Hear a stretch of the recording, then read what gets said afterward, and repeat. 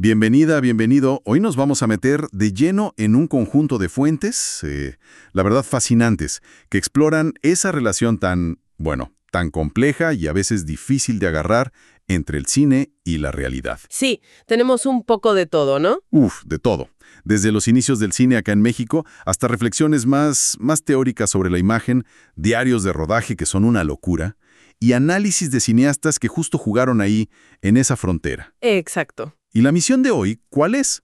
Pues tratar de desentrañar cómo el cine ha intentado capturar la realidad, sí, pero también cómo la construye, cómo la interpreta y, bueno, a veces también cómo la distorsiona un poco, ¿no? Claro. Queremos ver cómo la tecnología y las ideas han ido, modificando todo esto con el tiempo. ¿Listos para entrarle? Totalmente listos. Creo que es un recorrido que nos va a llevar desde esas primerísimas imágenes casi documentales, que parecían como una ventana directa al mundo, Sí. hasta las complejidades ya de la imagen digital y esta idea tan actual de que vivimos en una realidad mediada por pantallas, ¿no? Ujú. Vamos a ver que esa ventana en realidad siempre fue más bien como un espejo con muchas caras que refleja tanto lo de afuera como, bueno, lo de adentro también. Empecemos por el principio, entonces, por esa fascinación inicial.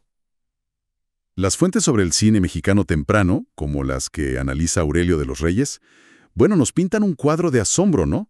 La cámara como máquina de capturar la vida tal cual. Sí, como magia casi. Casi. Las vistas Lumière, la gente elegante paseando por Reforma, escenas cotidianas. Parecía un intento muy directo de dejar constancia. De registrarlo todo. Se mencionan ejemplos concretos, como una película. El título es genial.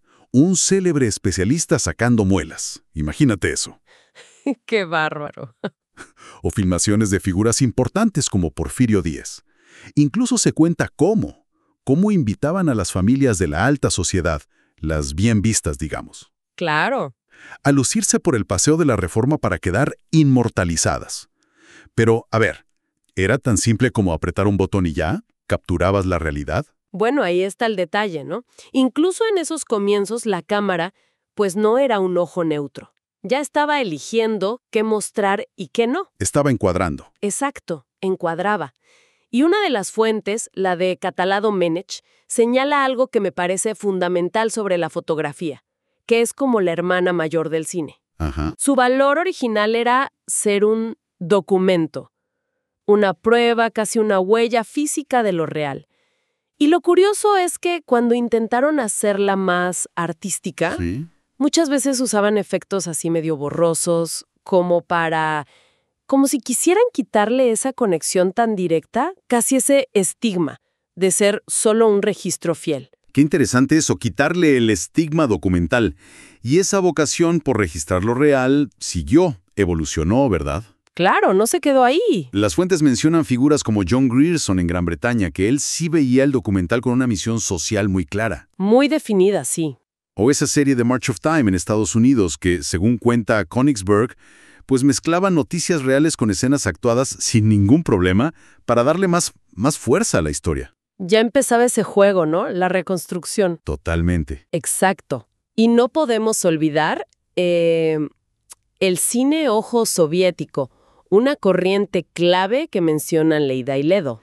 Importantísima. Dziga Vertov y su gente, con esos famosos trenes de agitación que iban por todo el país, usaban la cámara con una intención muy clara: capturar la verdad de la revolución. Claro, una verdad dirigida. Obvio, era una verdad con una agenda política clarísima, una herramienta de propaganda, pero lo importante es que veían la cámara no como un observador pasivo, no, sino como un instrumento para intervenir en la realidad.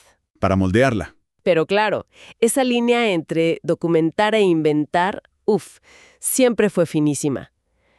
Jay Leida cuenta algo increíble de las primeras películas judías hechas en Varsovia, por allá en 1912. ¿Qué hacían? A ver. Filmaban obras de teatro enteras, tal cual se representaban, pero dentro de un estudio.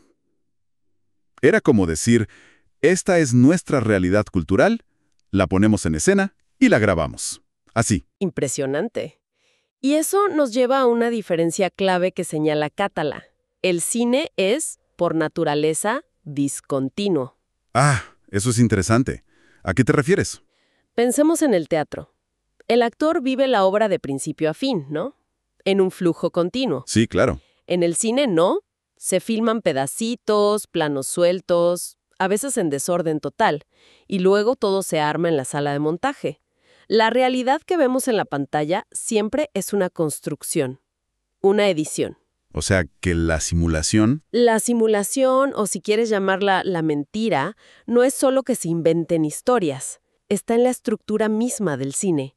Es como un mosaico hecho de fragmentos de tiempo. No es la realidad fluyendo. ¡Wow! Qué fuerte pensar eso, que la edición misma ya es construir una realidad que no existió así, de forma continua. Y vemos esa construcción llevada al límite, por ejemplo, en rodajes como el de Apocalypse Now. Uf, un clásico del caos controlado.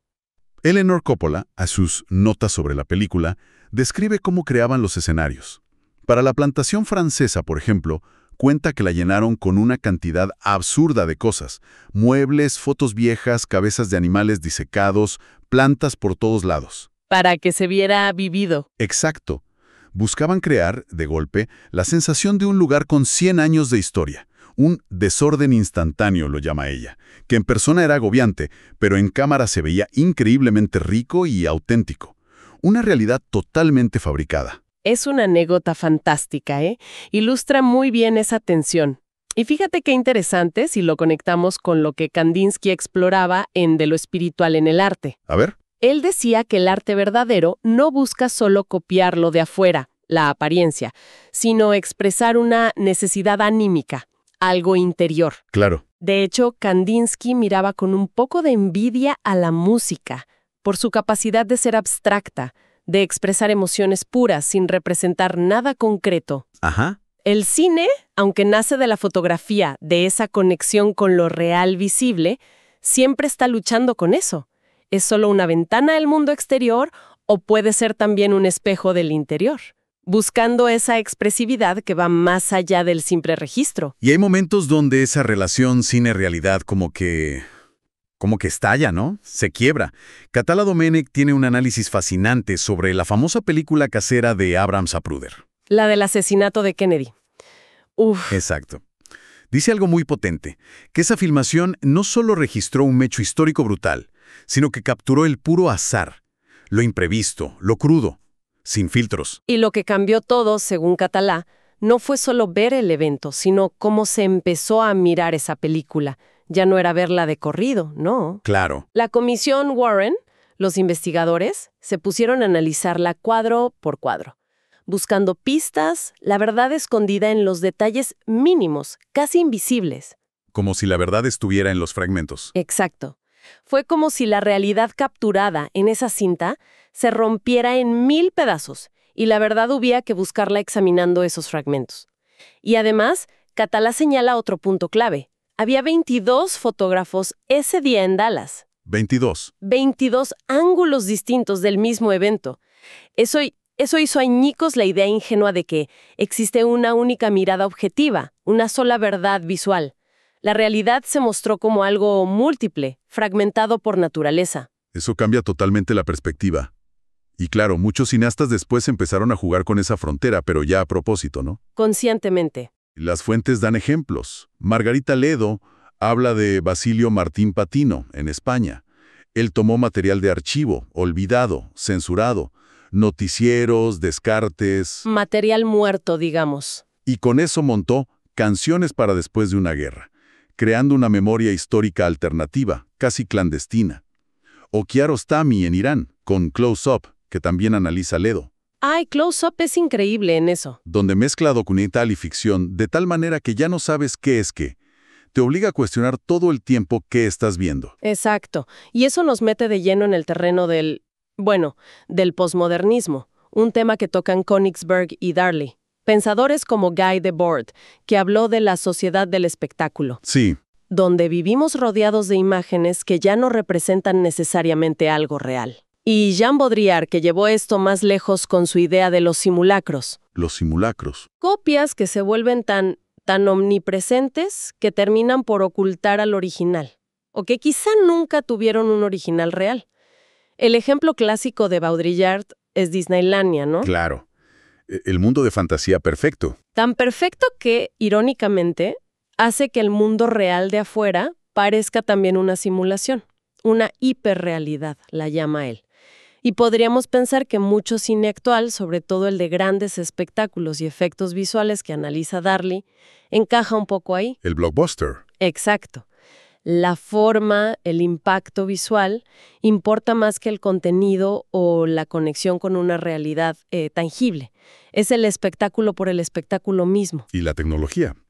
La tecnología es como la columna vertebral de todo este cambio, ¿no? Friedrich Kittler, en Gramophone Film Typewriter, tiene una idea muy provocadora. A ver, ¿cuál? Dice que el fonógrafo, al grabar sonido puro, sin preocuparse por el significado, como si lo hace la escritura, permitió capturar cosas que antes se perdían. ¿Cómo qué?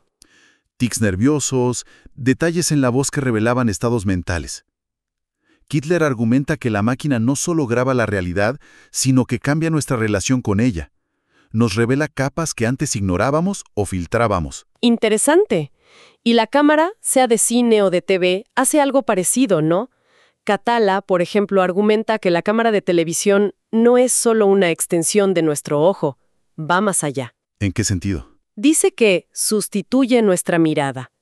Cuando vemos el mundo a través de la tele, nos movemos con la cámara. Sí, pero nuestro cuerpo está quieto. Es verdad. Es como si delegáramos nuestra movilidad en la máquina. Y eso, dice él, enmascara nuestra propia pasividad física frente a la pantalla. Nos da una ilusión de movimiento, de presencia. Una ilusión de presencia, que nos lleva derechito al tema de la vigilancia. David Lyon, en The Electronic Eye, ya nos advertía hace tiempo sobre cómo se multiplican las bases de datos sobre nosotros. Y eso fue hace tiempo. Imagínate ahora. Exacto. Y cómo la información que anda suelta, seguros, datos de consumo, monitoreo en el trabajo, redes sociales ahora, se cruza y se usa de formas que afectan nuestra vida. Es como una versión moderna y digital del panóptico. Esa cárcel que imaginó Bentham y que analizó Foucault. Esa misma. Donde los presos se portan bien porque creen que pueden estar siendo vigilados en cualquier momento. La vigilancia digital crea un efecto parecido pero a escala social. Y la tecnología sigue y sigue empujando los límites. Catala llega a hablar de la realidad virtual como la posible culminación de esta tendencia, la creación de una realidad prêt-à-porter. Lista para usar. Lista para usar, un espacio donde podemos diseñar nuestra apariencia, interactuar a través de avatares, todo mediado por computadoras. Sugiere que podría ser una forma de comunicación totalmente filtrada, como si nos pusiéramos una coraza electrónica para protegernos del contacto directo de la realidad desnuda. ¿Qué imagen es a la coraza electrónica? Y lanza una idea, bastante inquietante. Quizá lo que antes se veía como patologías de aislamiento, en el futuro sea la forma normal de relacionarnos. ¡Wow! Hemos hecho un buen recorrido, ¿eh? Desde esa aparente inocencia de las primeras imágenes, la ventana transparente. Sí. Pasando por la complejidad de cómo se construye una historia en cine, la idea de que la realidad nos llega fragmentada, multiplicada en la era posmoderna, hasta esta inmersión en mundos cada vez más mediados por la tecnología. Queda claro que el cine nunca fue solo un espejo pasivo. Para nada. Ha sido y sigue siendo un jugador clave en cómo percibimos, cómo interpretamos y al final cómo construimos eso que llamamos realidad. Totalmente. Las fuentes que exploramos nos muestran que esa relación es tremendamente dinámica, a veces tensa, siempre cambiando. Está marcada a fuego por la tecnología del momento, por las ideas filosóficas, estéticas que circulan, y por lo que necesitamos o buscamos como sociedad y como individuos en cada época, ¿no? Sí, totalmente. Y para cerrar, quizá dejar una pregunta picando, ¿no? Una que surge de todo esto que hablamos. A ver. Si, como sugieren pensadores como Baudrillard o estas ideas sobre realidad virtual que menciona Catala, si nuestro día a día se parece cada vez más a una simulación, a un bombardeo de imágenes que a veces ya no sabemos bien a qué realidad apuntan. Ajá. ¿Qué significa hoy buscar la autenticidad? ¿Puede el cine, con toda su historia de artificio y construcción, ayudarnos todavía a encontrarla? ¿O es ya inevitablemente parte de este juego de espejos, de esta realidad mediada? Buena pregunta. Compleja. Ahí queda la pregunta, ¿no? Resonando después de este análisis.